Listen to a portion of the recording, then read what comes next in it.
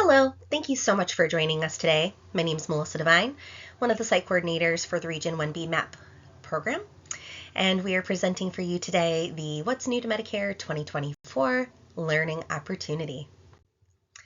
Today we're going to learn about what's new for 2024, documentation updates, some drug benefit structure updates, meeting the plans, marketing guidelines, Medigap updates, Inflation Reduction Act changes that are coming for 2024, the fall timeline, counseling tidbits, and questions. So let's start here with what's new for 2024. Well, first and foremost, in your Medicare New Book, there is an updated page there that talks about all the new things that are located in the Medicare New Book. So if you look here on page 83 and 92, that's going to discuss all of the information regarding the catastrophic coverage phase changes that start on January 1st and how to save some money with your prescription drug costs in that way. And then there's also information on page 40 regarding coinsurance amounts for some Part B covered drugs. That could be less if the prescriptions drug increased higher in price rather than the rate of inflation. There's also some information here regarding the lower cost for insulin on page 88. And then page 39 and 88 discusses the traditional pump insulins that are covered under Medicare's durable medical equipment benefits. There's also some information on page 50 about the recommended adult vaccinations that are now available at no cost. There's also some changes that are coming to telehealth coverage. Come the end of 2024, individuals will have to be in an office or a medical facility unless they're located in a rural area. Telehealth will only be available to rural areas and, of course, some other exceptions like mental health services. But for more information on that, you can check out page 51. There's also information on page 34 on managing and treating chronic pain. Medicare is now going to cover monthly services to treat chronic pain if somebody has been living with it for more than 3 months. Again, more info on page 34. And when it comes to better mental health, starting January 1st, Medicare will cover intensive outpatient programs provided by hospitals, community health centers, and other locations. So for more information, check out pages 46 and 47. Now, there's more time to sign up for Medicare, especially now that we're in that public health emergency unwind. So if you encounter somebody who has recently lost or is soon losing their Medicaid and they hadn't quite signed up for Medicare yet, remember there is that special enrollment period available to them, and of course other special enrollment situations, which you can check out on page 18 in the Medicare New Handbook. And last but certainly not least, when it comes to COVID-19 care, Medicare is continuing to cover those vaccines and several tests and treatments to help keep you and others safe. So check out more information on that on page 37. Now let's take a look here at the Plan Finder updates. Generic available language has now been changed to be a bit more clearer. So when you're adding prescription drugs on the Plan Finder and you're entering in a brand first, there will be alternative language now being used that is going to make this a much more understandable process.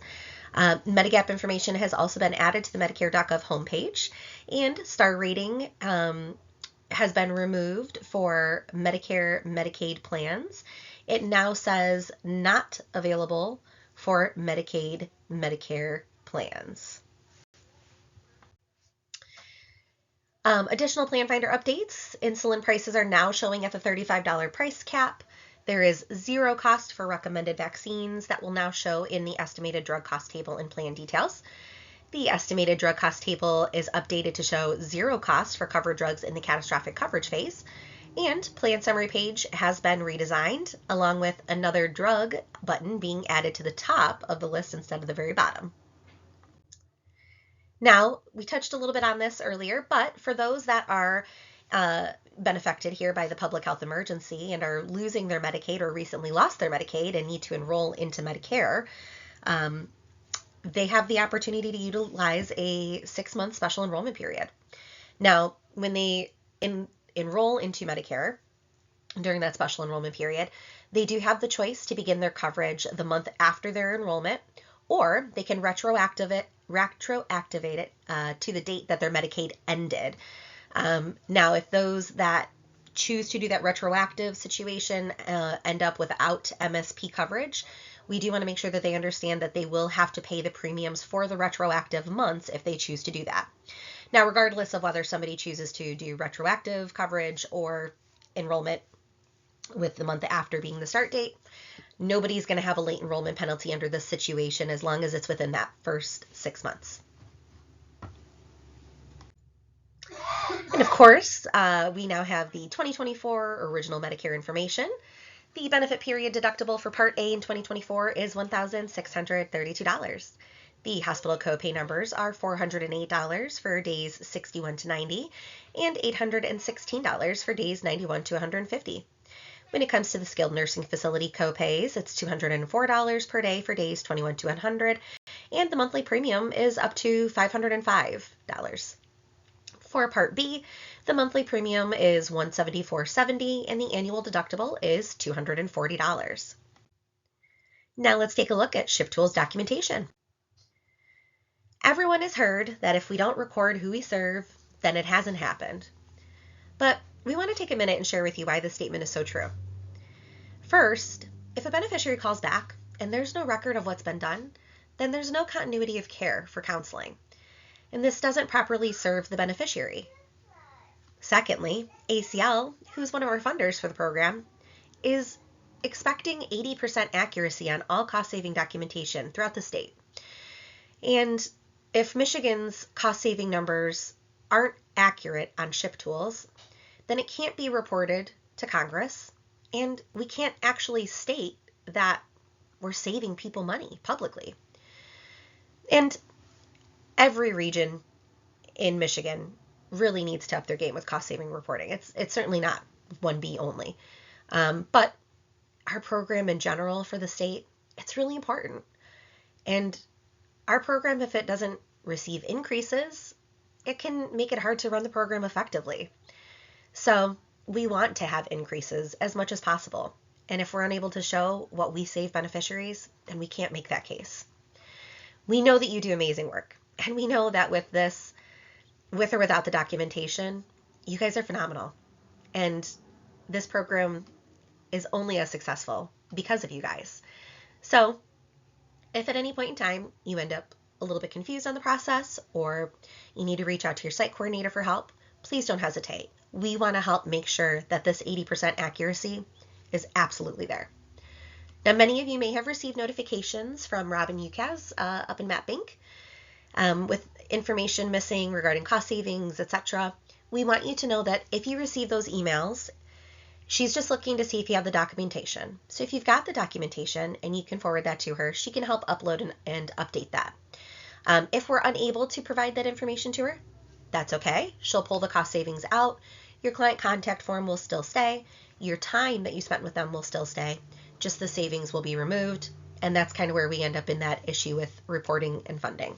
So absolutely, to the best of our ability, we want to make sure we are at 80% accuracy. So again, if you've got questions, don't hesitate to reach out to your site coordinator for help. Now, when it comes to saving the plans, if a beneficiary selects to enroll in a plan and you assist with that, you want to make sure that you're saving a PDF copy of the plan details for, depending on the situation, the current plan and or the new plan. You also want to make sure that you're saving a copy of the enrollment confirmation form. Now you can do so by saving it to a flash drive, which we definitely have given in the past and are happy to get some more if you guys need them. Or if you're working on your personal computer, not a public computer, your personal computer, and you want to save it to your computer during the process, get the documentation printed for your client or emailed to your client securely, or if you want to get it sent to your site coordinator securely. Once you've gotten it uploaded and taken care of on your client contact form, you can then delete it. You don't have to hang on to it. So if it's your personal computer, saving, uploading, deleting from your computer. When you want to save the documents, you absolutely can save it with the individual's name. So it can be last name with current or new plan details, the name of the company, the date. You can't just save plan comparisons anymore. The plan comparisons don't provide enough information. to display the accurate accounting of what we're doing in savings. So making sure that we save the plan details, which means going into the plan itself on Plan Finder, is going to be key. And of course, if you can't save an electronic copy, again, printing a copy and then getting it to your site coordinator if you need help uploading is absolutely perfect. Now, when it comes to calculating savings, we first and foremost want to let you know that ShiftTools is utilizing terms before and after with current and new, meaning the same thing respectively. Now, when you enter your cost savings, you're only going to get the opportunity to enter that by clicking on either box 6 for a PDP enrollment or box 42 for a Medicare Advantage PDP enrollment. Once those boxes are checked, drop-down boxes will open and the screen will say in bold, both the plan detail and enrollment confirmation statements below must be checked to report savings. So you'll want to make sure that you click the before and after plan details on file box, and that will present a drop-down box that allows you to then enter in the date of the service and the uploading of the plan details for both the before and after. You also want to click on choose file then to upload it, and you can upload your current and new files that way. Here's a quick visual. You can see on the left side is box 6. On the right side here is box 42. We clicked both of those. We got a drop-down bold announcement here, and then underneath it, we checked our box for before and after plan details are on file to present us with the current plan and the new plan options. Now, once we've clicked on that, we want to make sure that we click on the enrollment confirmation on file box as well. That way, the drop-down box will appear for that, and we can click Choose File, upload our enrollment confirmation form. Once that's completed, the PDP, MA, PD before and after boxes will open up for us to enter in amounts. In the PDP, MA, PD before box, you are going to put the current dollar amount, or if they're new to Medicare, the retail cost for that medications.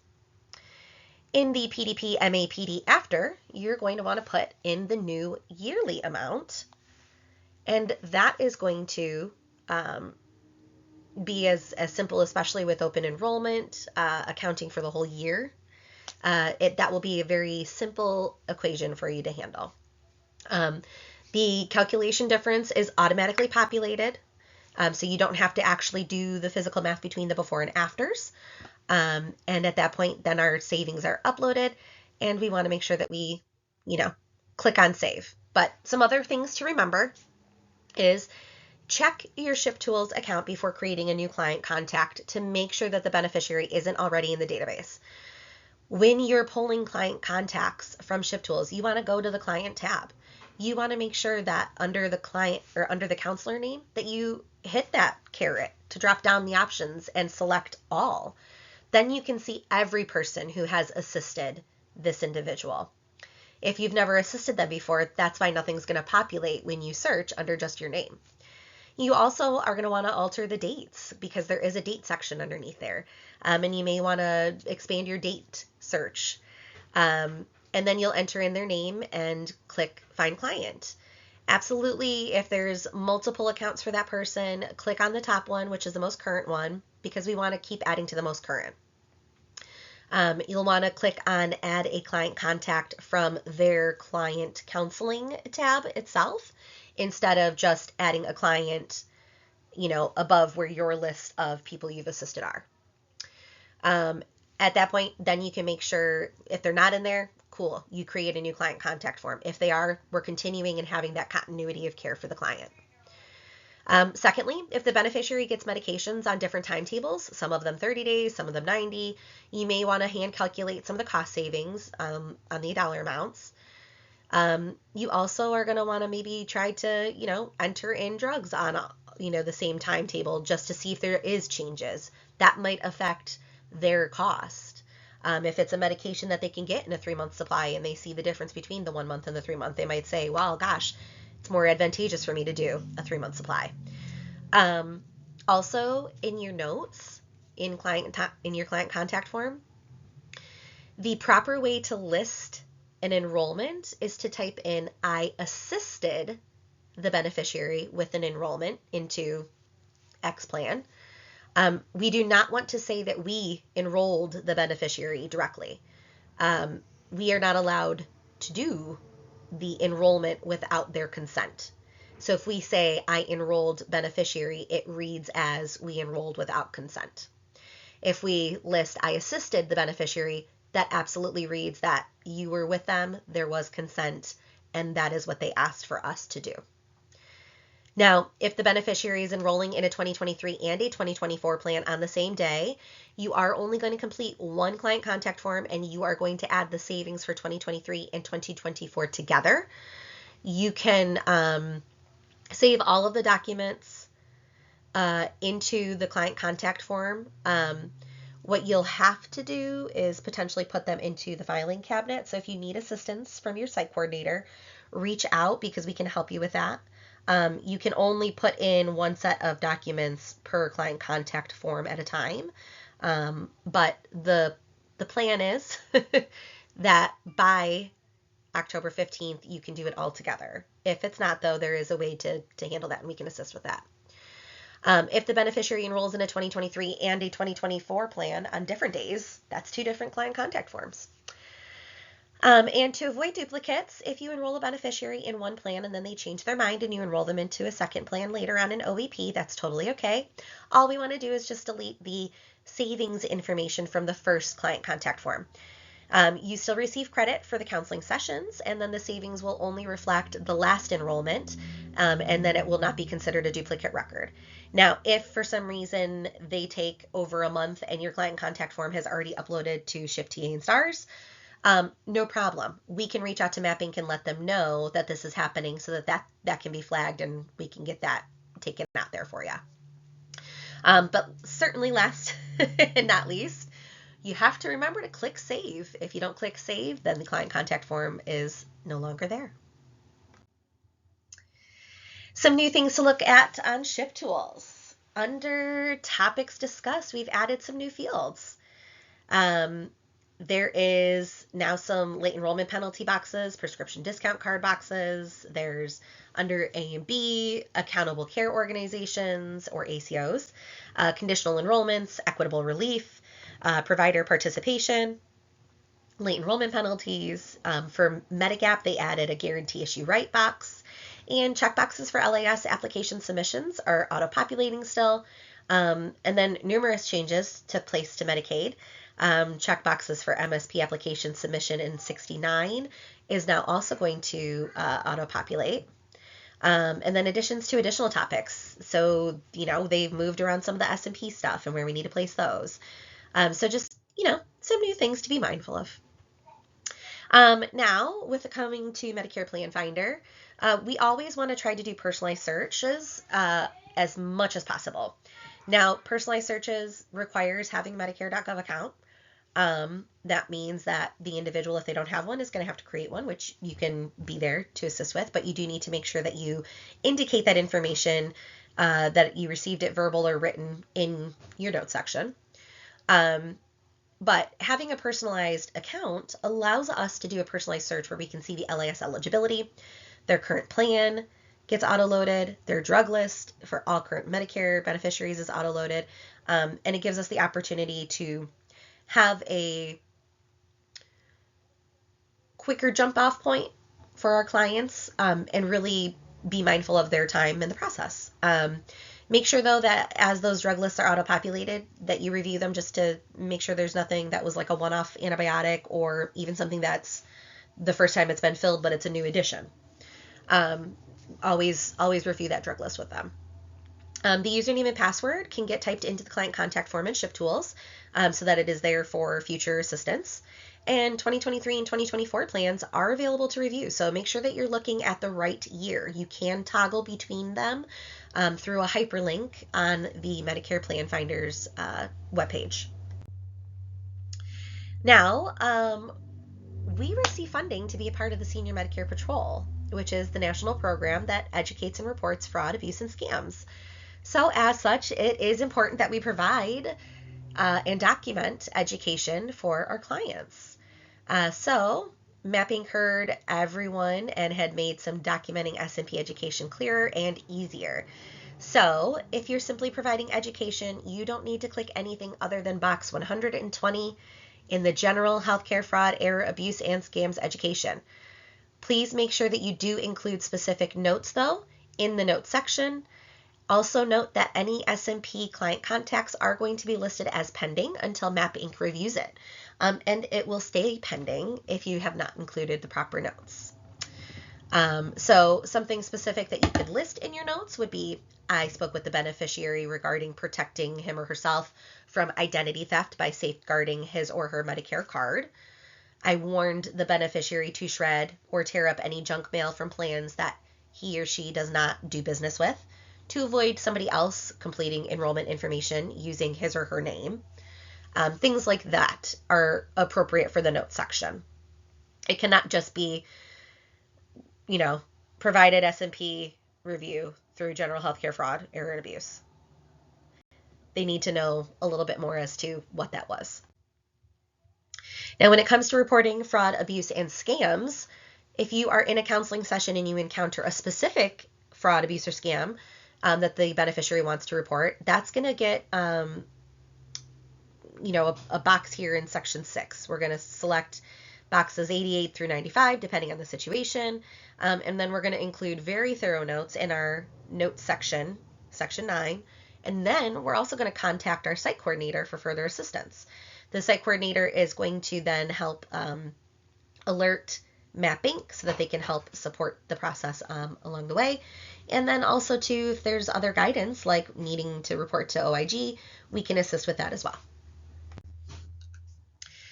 For a reminder here, marketplace plans and Medicare. So marketplace plans are plans that were created when ACA came through under what everybody referred to as Obamacare.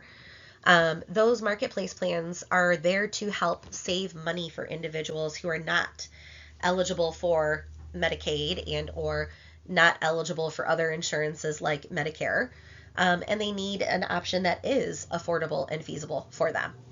So those marketplace plans were put into place. Most individuals end up in a marketplace plan if they don't have employer coverage and they're under the age of 65 and they have no access to Medicaid. But these plans, when someone becomes eligible for Medicare, they need to be told how this all coordinates together. So first and foremost, marketplace coverage does not coordinate with Medicare at all. They do not work together. There is no primary, secondary coverage to that. It is one or the other. Also, if somebody becomes Medicare eligible, they need to drop their marketplace plan in favor of Medicare because they're no longer going to receive tax credits. It's not something that will coordinate. They're going to be paying twice. And realistically, the bulk of their coverage they're going to utilize is Medicare. So if someone chooses to not enroll in Medicare, they still lose their tax credits. They'll end up with a late enrollment penalty for not enrolling into Medicare in time because it's not considered creditable coverage. And it's overall, like I said, a bit more costly for them in the long run. So we often recommend that they reach out to their marketplace plan, let them know that they need to cancel their coverage. They can cancel just theirs, especially if they're on a family plan and their spouse or their kids are under, their age or not on Medicare. So they absolutely can just remove themselves from that marketplace plan and jump into their Medicare instead. Also, a reminder, back in 2019, we had some changes to our dual eligible special enrollment periods. They kind of created this limitation so that folks were only making enrollment changes once per calendar quarter in the first 3 quarters of the year, utilizing the annual open enrollment period for the 4th quarter. Now, this is something that is happening for individuals who are not affected by PHE unwind.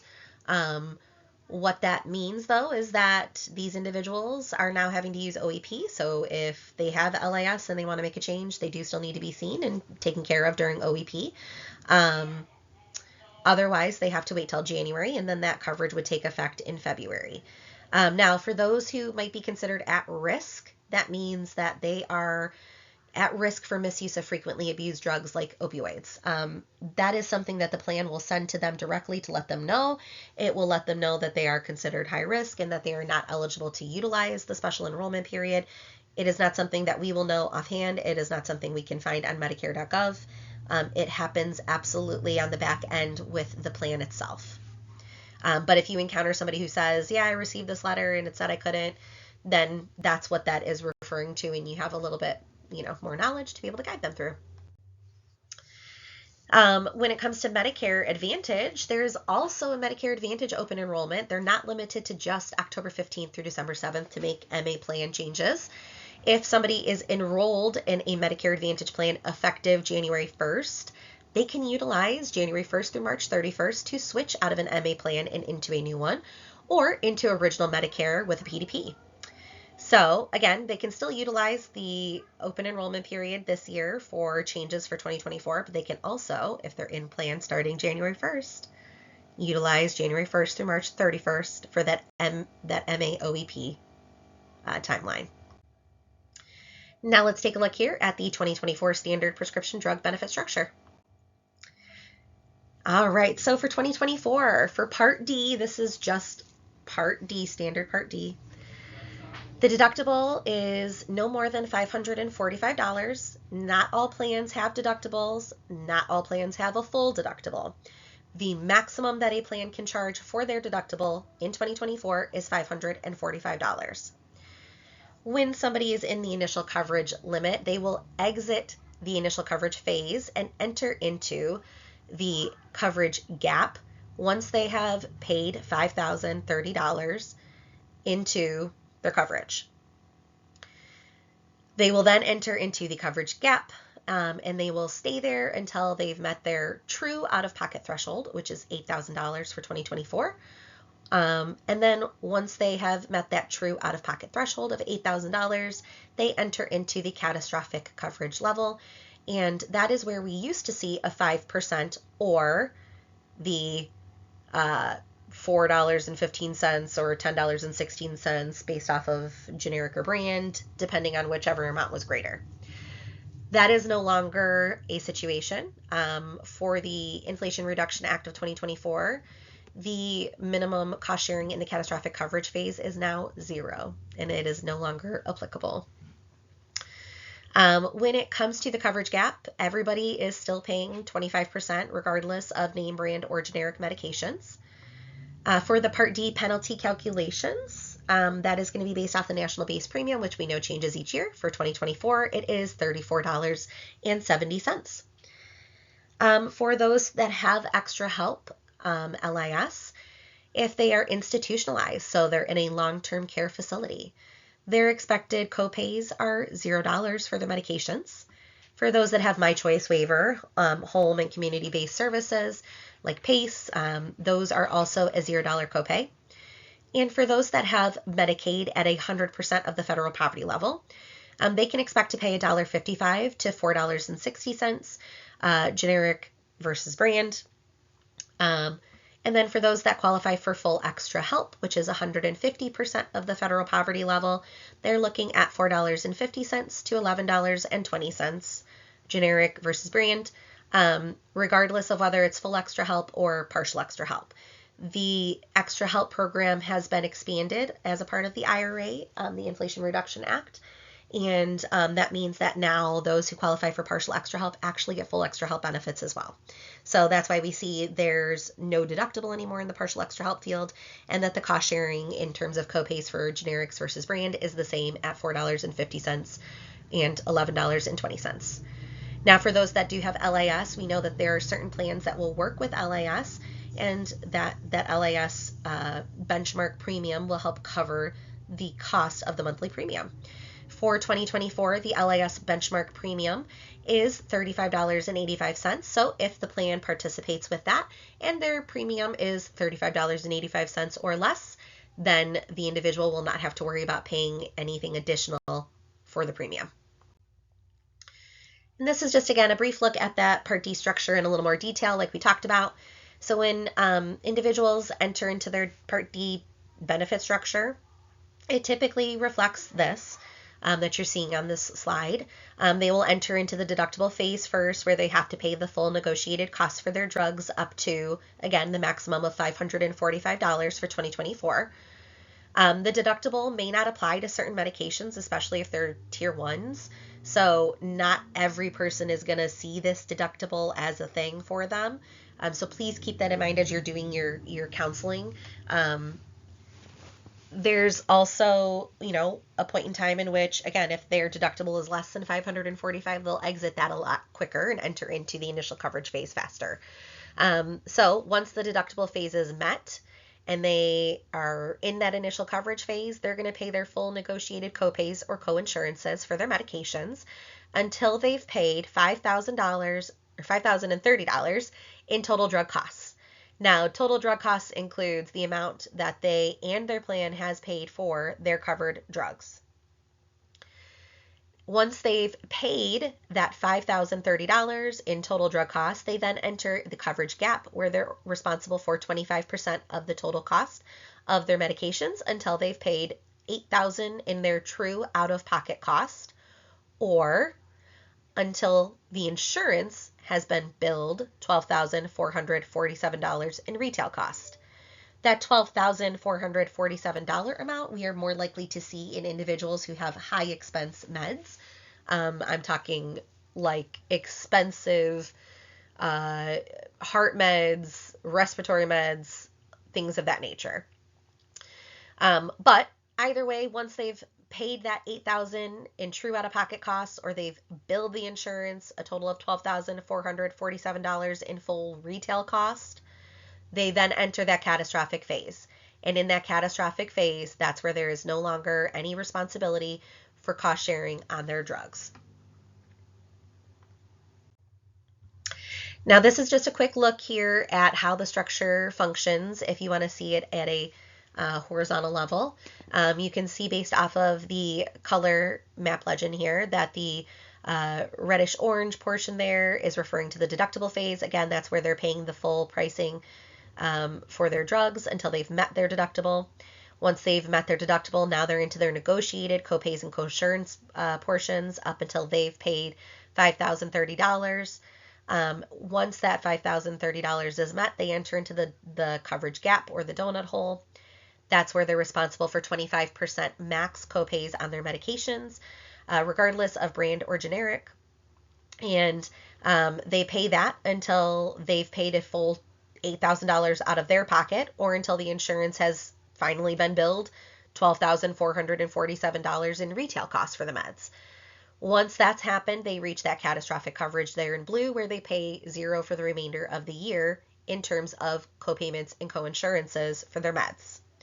Now, please note that Medicare is instituting a $2,000 maximum out-of-pocket in 2025 for Part D. That is a part of the Inflation Reduction Act, which we'll touch on in just a little bit. This is a little more of a walking path, per se, of that Part D benefit structure. So if this one resonates a little bit better, feel free to utilize this one instead.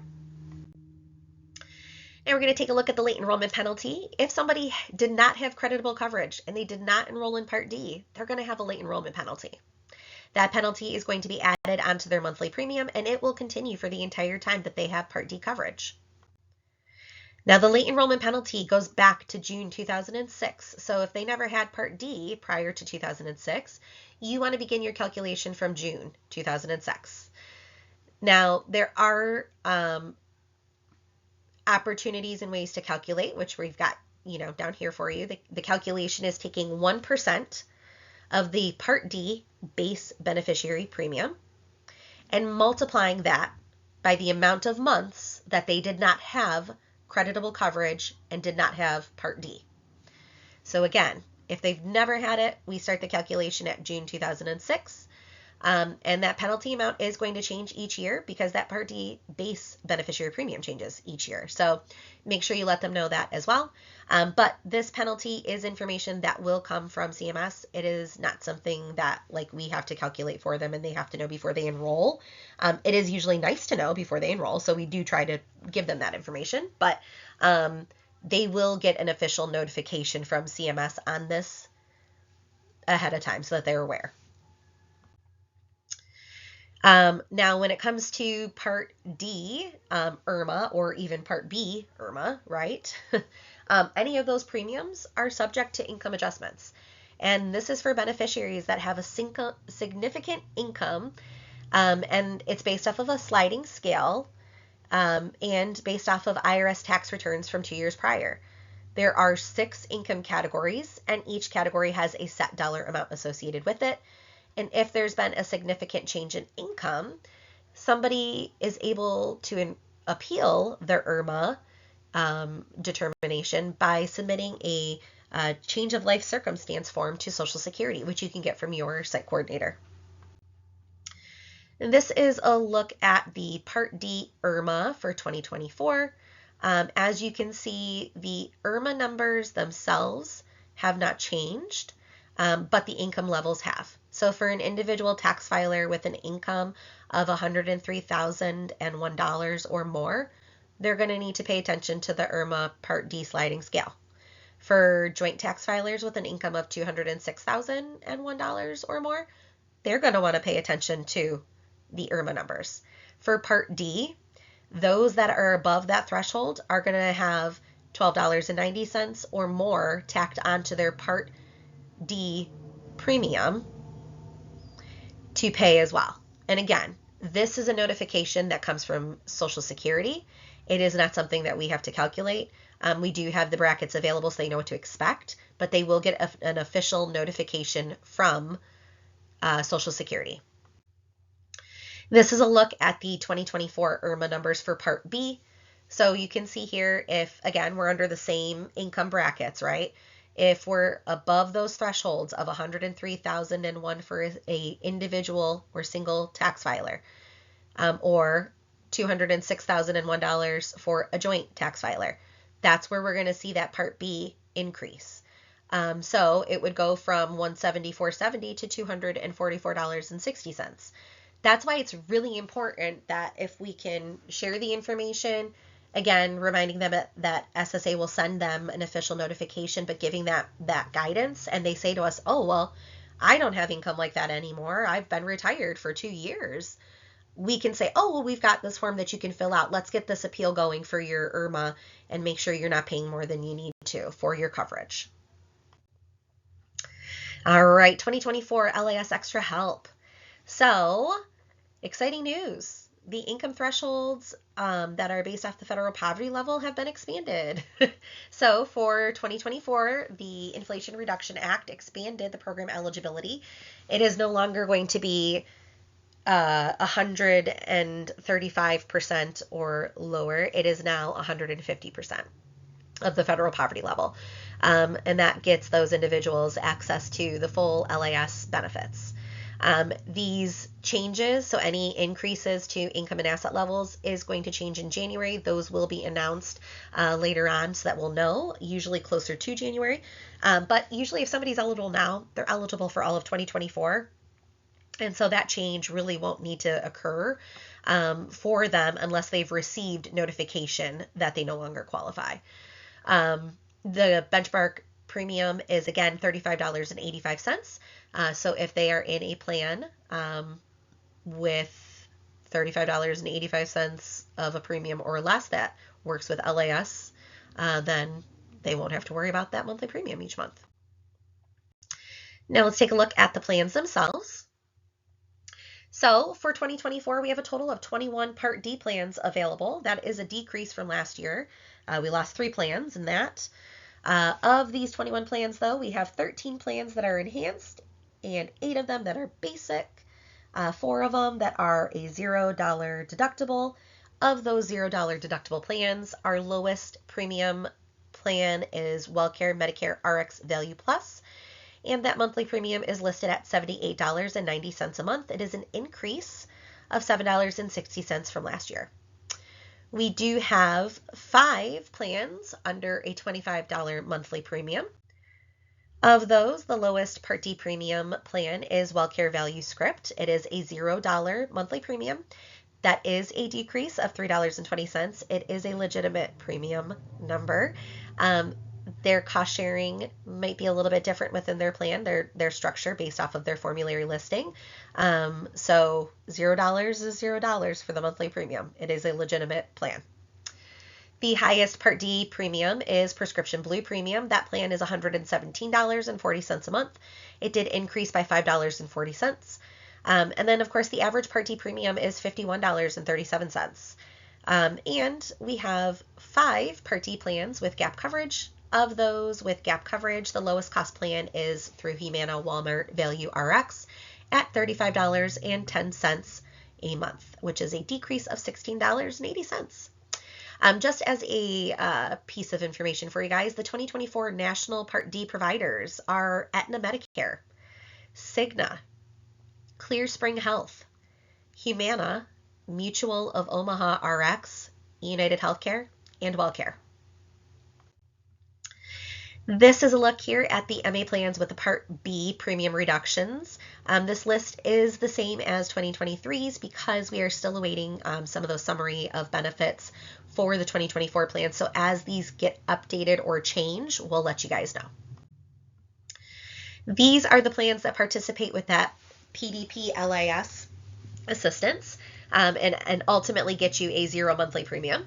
That would be the AARP Medicare RX Basic from United Healthcare, ClearSpring Health Value RX PDP, Cigna Secure RX, Mutual of Omaha RX, and WellCare Classic.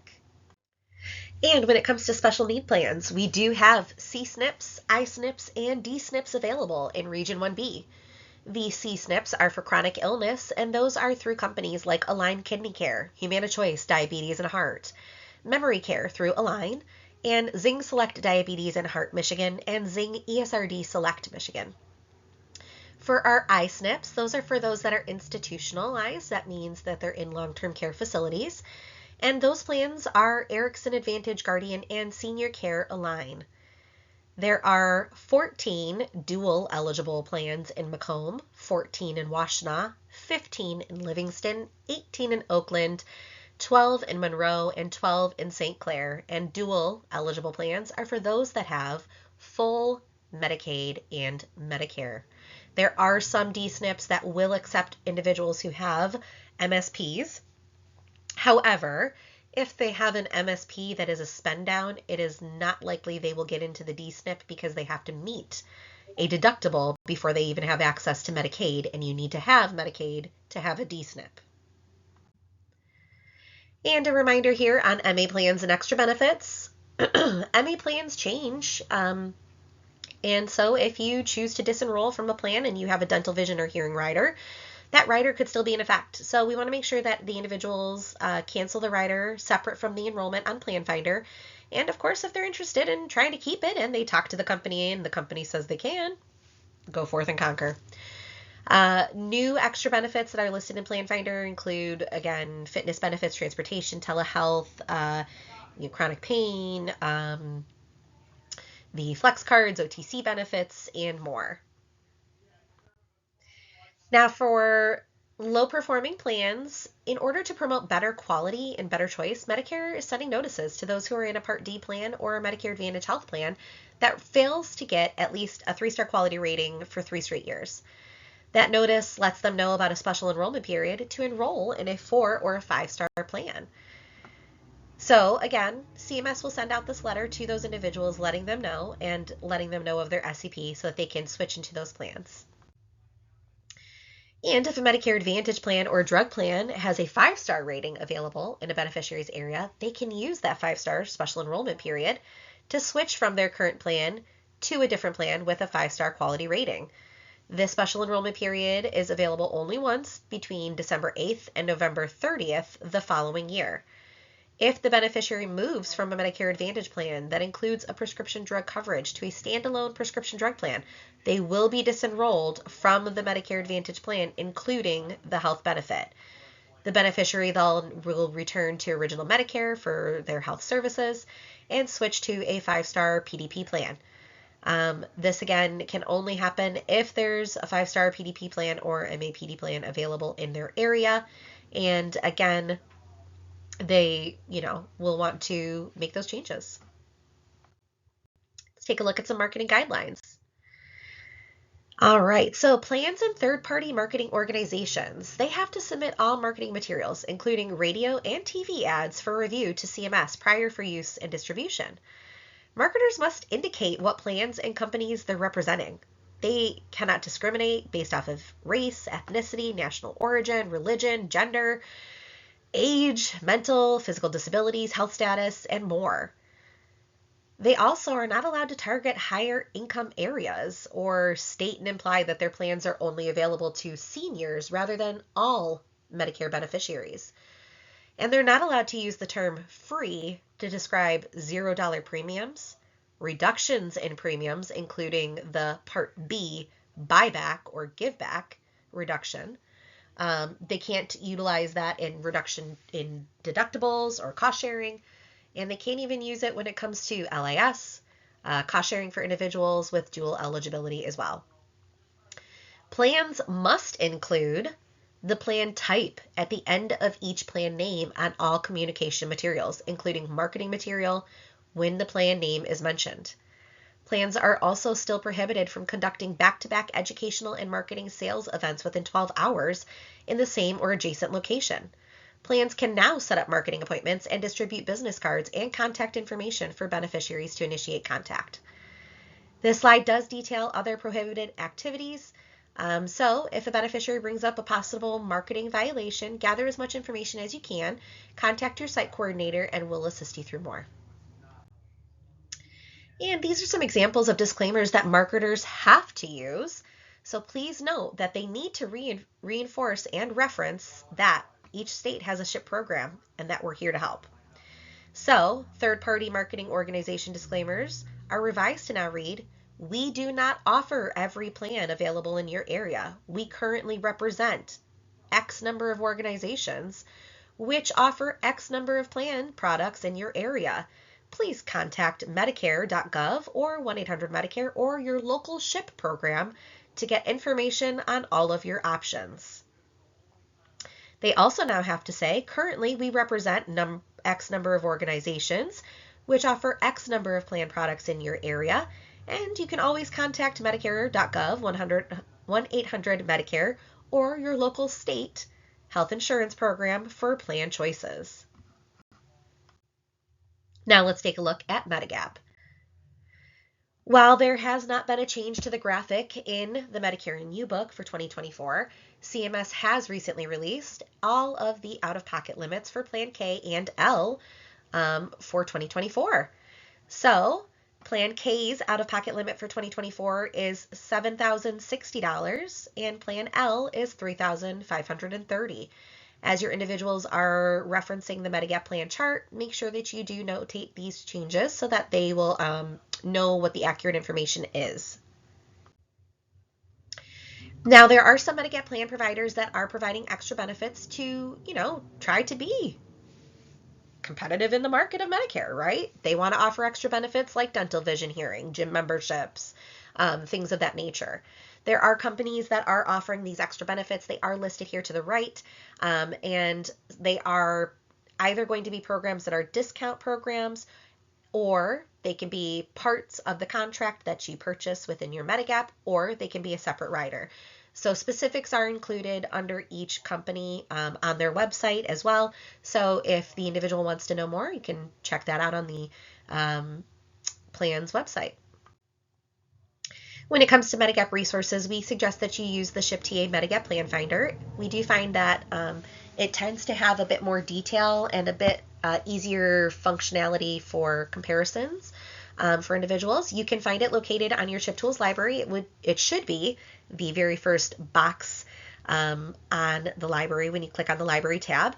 But if you click that link, it takes you to the SHIP TA Medigap Plan Finder, which is supported nationally by the SHIP TA Center, and it provides, again, a bit more context that we might need as volunteers to give out to individuals.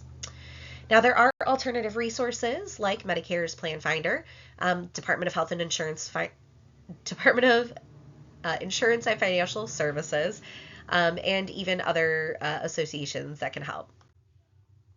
Some things to consider when debating between Medicare Advantage and Medigap. Um, First and foremost, let folks know about that out-of-pocket Part D max for 2025, because we all know that when an individual is first eligible or they're entering into a Medigap based off of a trial right period or anything else, that we want them to know they're going to want to be in it for a long term, right? We don't want them to have to go through underwriting to switch a plan or a policy. So if we can let them know that these processes are in place, and that if they can get through 1 year of potential coverage gap and making it to the catastrophic, now that that 5% is no longer there anyways, they can get to next year where there isn't going to be a 25%. It's a $2,000 max. That's it. That's all they're allowed to pay out of pocket. So it will decrease drastically for them, and that might make an impact on whether they choose to go the MA versus PDP route with a Medigap. We also want to make sure that they know about the guarantee issue, that they know about underwriting, they understand how their age affects things, all of that, including extra benefits. So, we don't want them to miss out on their rights. And so we want to make sure that they know what's going on, and we give them all that information. All right, let's jump into the Inflation Reduction Act. So the Inflation Reduction Act was signed into law by President Biden in August of 2022. And the way it impacts Medicare beneficiaries are the fact that it has put a delay in implementation of Trump's administration for the drug rebate rule. That kind of stopped that. And then there's other implementations that came in, right? Provisions that came in. So now it's going to require the federal government to negotiate prices for some of their most popular medications under Medicare, which we have seen that process start, with the effects taking place later. It is requiring drug companies to pay rebates if their prices rise faster than inflation. It eliminates that 5% coinsurance for that catastrophic coverage in Part D, like we've been talking about, for next year. It's going to create that $2,000 max out of pocket for Part D spending. It's going to limit the annual increase in Part D premiums for a limited time. That's going to limit it to 6%. It's going to limit monthly costs for insulins, which we saw take effect last year. And it's beyond just your Part D. It includes those Part B ones that would fall under that DME. It expanded eligibility for extra help in the low-income subsidy program, which we just talked about. And it's eliminating cost sharing for adult vaccinations under Part D. That started last year. So some really great things coming into effect for Medicare beneficiaries, and how it affects their prescription drugs. So this is a look at the timeline so we can see those details a little bit further. Again, 2023 is when they started to talk about those drug rebates and capping the insulins and the vaccination copay reductions. This year, we're at that elimination of the 5% coinsurance, with that catastrophic level now being gone, and then the expansion of the LIS eligibility. In 2025 is where we're going to see that 2,000 max out of pocket cap in Part D. And then in 2026 is where we're going to see the effects from the negotiation of those 10 Medicare drugs that they've started negotiating. Okay. Then it'll expand on to 15 drugs in 2027. It's going to expand to negotiation of 15 Part B and D drugs in 2028, and then another 20 Part B and D drugs in 2029. So this is really going to be a really great way to help save some money on that prescription drug costs. And one thing that we again want to notate for you guys is between 2024 and 2030, they're limiting Medicare's Part D premium growth to no more than 6% each year. That means more stability in pricing for premiums, more stability in cost sharing, more stability when it comes to the benefit structure. So this is really good stuff coming down the line for everyone. Now, a reminder here, once someone reaches that catastrophic level in their Part D coverage, there will be no copays or coinsurances going forward. They previously paid 5% for their drug costs in that catastrophic level, but now they don't have to. And again, another significant change is that LIS eligibility revision. So SSA is going to automatically just move all those folks who have partial subsidy into that full LIS subsidy level. And no redetermination rules have changed. No redetermination is necessary. This is automatic, and these folks are good to go. This is another way to view the information that we just talked about there, slide earlier. This is from the Kaiser Foundation funds. They usually have really great graphics to go along with some of this really important and heavy information. This is for your reference here. It's a list of the insulin products that are capped at $35, as well as a list of diabetic injectables that were not quite yet included, but again, should be changing here shortly. I know that one of these meds here is listed in that first set of 10. All right, negotiated drug prices. Again, those effects are going to take place in 2026, but the medications that we're looking at on that are going to be Eliquis, Jardiance, Xarelto, Januvia, Farxiga, Entresto, Enbrel, Imbruvica, Stelara, and then the Fiasps. So Fiasp, FlexTouch, Fliasp Pen Fill, the Novolog, Novolog Flex Pen, and Novolog Pen Fill. Say that 10 times fast, my goodness. All right, let's take a look at the fall timeline.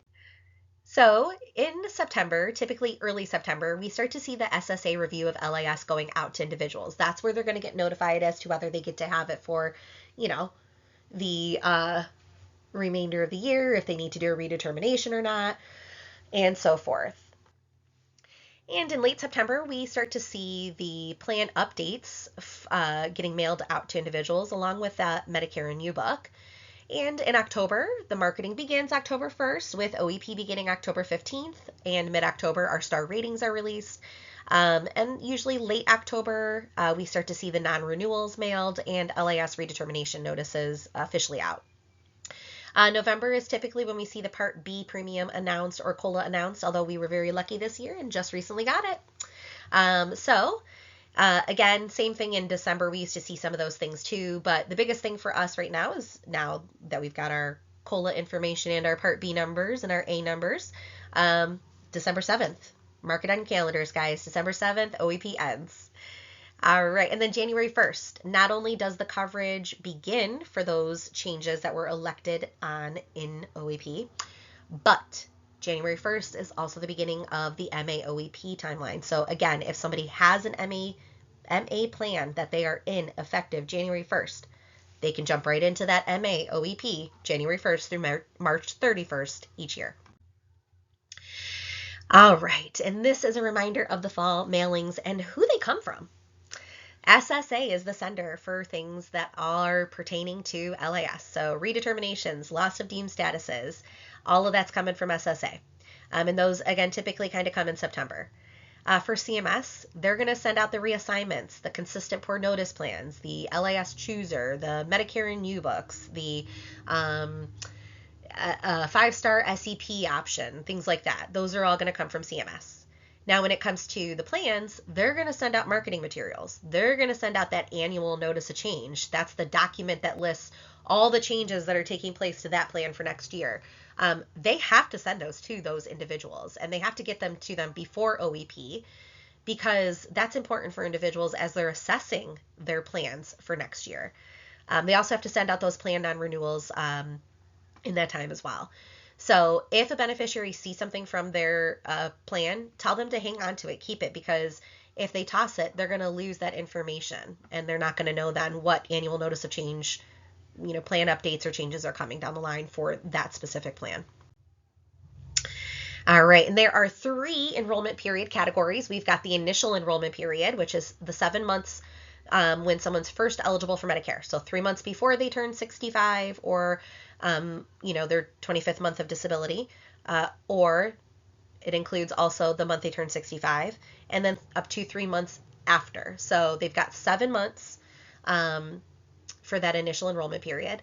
And then there's open enrollment period, or the annual open enrollment period. That's October 15th through December 7th.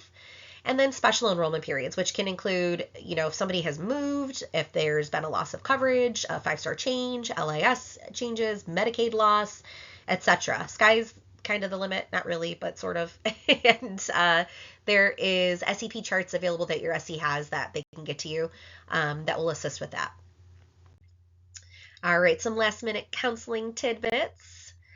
This document is something that we want to have everyone give out at OEP. When individuals are enrolling in a plan, this is going to give them their post-enrollment details. It includes information on what to expect from the Medicare Advantage plan, a Part D plan if that's what they got into. If they decided to change their current plan, what they can expect. If they didn't make changes, what they can expect. And then, of course, there's a line here on the back that allows you guys to write your name on there and contact information if you're wanting to share it with those individuals so that they can, reach out to you, or at the very least, reach out to us or the 800 number with your name for continuity of care. And a reminder for Medicare Part A coverage of skilled nursing facility care. CMS is, trying to get back into the role of what they had before, which was making sure that individuals had a 3 full day admission in the hospital before receiving coverage for skilled nursing facility care. So again, it's a 3 full day hospitalization under admission that is required in order to go to a skilled nursing facility and have that stay covered by Medicare. And in that same notion, we want to just have a quick reminder here about observation versus admission. If somebody's in the hospital and they're even moving from ER to a different floor, it does not necessarily mean that they're admitted. They want to make sure that they confirm that information ahead of time. Because if they stay in the hospital and they're under observation and they've stayed overnight, now they're looking at Part B costs. And that is going to rack up really quickly. If they're under admission, then it falls under Medicare Part A. So again, the issues are Part B copayments versus Part A. There's the issue of skilled nursing facility care, again, because they have to have the 3 full day admission in order for the coverage to fall under Part A and under Medicare at all. And then, of course, there's, the prescriptions, right? If you receive prescriptions in the hospital and you're under observation versus admission, that's a different coverage level as well. You've got to look at Part D. So make sure that we inform folks to verify their admission status. They should receive something called a MOON status. That's the Medicare Outpatient Observation Notice. And that would allow them to know if they're receiving services under observation or not. And just a reminder, Livanta here, this is Medicare's QIO, so quality and insurance organization. They help make sure that folks are receiving proper care, right? So if there's issues and the individual's like, hey, I really need to report a complaint about care I received, I need to report an issue about a discharge because they want to discharge me and I'm not ready yet. Based off of medical necessity. Those things are what Livanta is going to cover. So if the beneficiary needs Livanta's assistance, we need to let them know that they or a family member need to call Livanta themselves.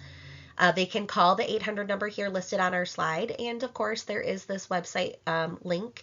It won't be a link that you can necessarily grab from your slides, but it is something that if you want to jot it down for them, they can go to as well, and they can, report a claim online.